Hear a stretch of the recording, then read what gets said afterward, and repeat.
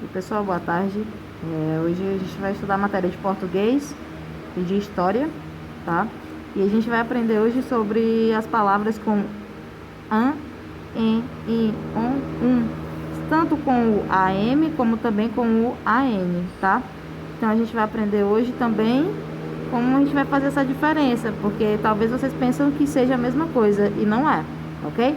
Então vamos ler aqui. O amor é parecido com um campo florido.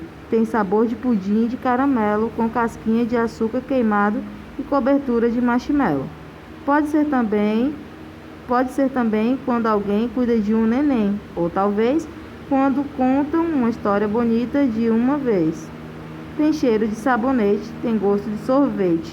É como um brinquedo, é como um segredo. Tem que ser grande, maior que o mar, tem que ser lindo de fazer chorar. E aí, logo aqui abaixo tem todas as palavras destacadas no texto que você acabou de ler. Tem sílabas terminadas em vogal mais M ou vogal mais N.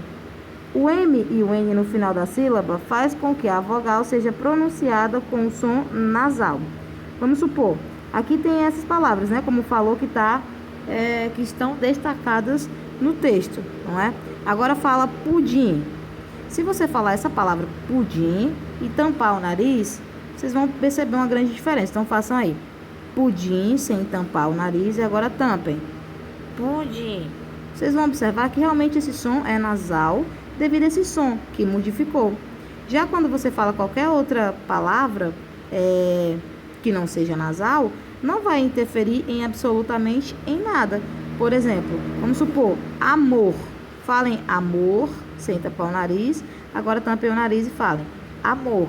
Continua a mesma coisa, não é? Porque essa palavra não é uma palavra nasal. Até aí tudo bem? Então, na página seguinte, 205, 206, vocês têm essa atividade para resolver e me mandar, tá bom? E aí, pessoal, vocês vão ler a página 208, tá bom? Para poder fazer as respostas das páginas seguintes. Então, 208, vocês vão ler, tá bom? Hoje é o dia da leitura. A página 209 também. E aí vocês vão responder para mim a 210 e a 211, tá bom? Então, isso daqui foi só para me avisar vocês o que deve ser feito. Mas a tia vai voltar agora para a página lá, onde estava explicando sobre palavras com AM ou com AN. E eu vou explicar para vocês uma coisinha que vocês não devem esquecer, tá bom? Então, pronto. Então, olhem aqui. A tia vai colocar essas duas letrinhas aqui, ó. P e B. Gente, vocês só vão escrever a letrinha M, tá bom? Antes de P ou de B, tá certo?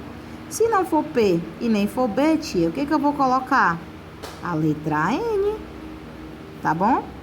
Olhem aqui. Cadê? Também. Olha por que tem o M bem aqui, porque tem o B. Então, antes de P e B, a gente vai colocar M, tá bom? Então, olha só aqui, cantam.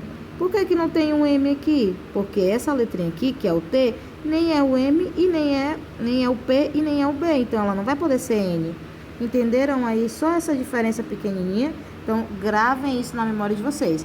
Palavras antes de P e B, vou colocar o M. Qualquer outra letra, eu vou colocar a letrinha N, ok?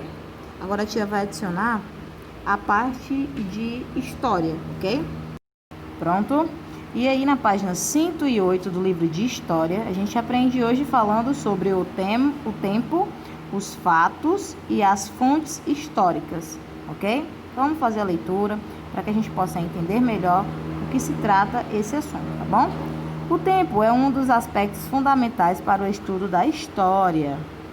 História é a ciência que se baseia em eventos ocorridos em um determinado tempo. Ela analisa o passado dos homens, sua forma de viver e a sua relação com os demais. Estuda o que aconteceu em tempos anteriores e como isso interfere no tempo presente. Quando falamos em tempo na história, estamos nos referindo a períodos, épocas, eras, fases. Quando precisamos pesquisar sobre o passado, aqui a gente falou passeio, porém é passado. Pesquisar sobre o passado, recorremos a períodos da história, organizados pelos historiadores que facilitam o estudo. Assim, os fatos ocorridos são agrupados em um período ou época. A época é do Brasil colônia, o período medieval e assim por diante. Os fatos históricos são acontecimentos cujo valor está relacionado a determinado grupo de pessoas. Para exemplificar, podemos pensar no acontecimento histórico da independência do Brasil, que foi um fato importante para toda a nação e que mudou significativamente um período histórico de Brasil colônia para o Brasil império. Já o nascimento de um irmãozinho é um fato histórico, mais importante para a família, da qual o bebê faz parte, porém não é um acontecimento importante para toda a nação, né? Então vamos aqui aprender o que é historiador, tá bom? Quem seria essa pessoa? Vamos lá. É a pessoa responsável por pesquisar, reunir e comentar informações a fim de conhecer e compreender alguns fatos. Ele se baseia em registros escritos, sonoros, orais e etc., conhecidos por fontes históricas, tá bom? Gente, fontes históricas não é obrigado somente ser uma coisa concreta, tipo assim, um monumento, isso aqui foi fundado no ano tal, mas podem ser alguns relatos como papéis, podem ser fotografias, pode ser até mesmo palavras, né, como eram usadas naquela época. Então vamos aqui para a página 109 e fala assim: quando há necessidade de entendermos os acontecimentos passados, é preciso tentar reconstruí-los com as fontes históricas disponíveis.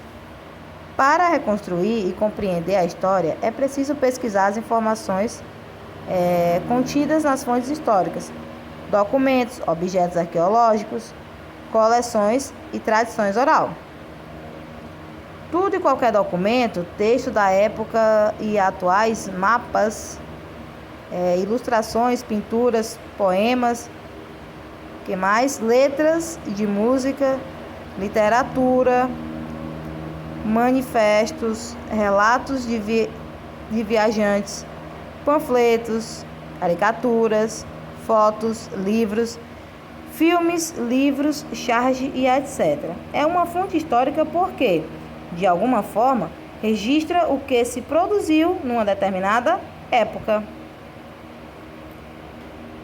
Os objetos arqueológicos, como roupas, utensílios, equipamentos, talheres e outros, são fontes históricas porque trazem informações de como era o cotidiano das pessoas.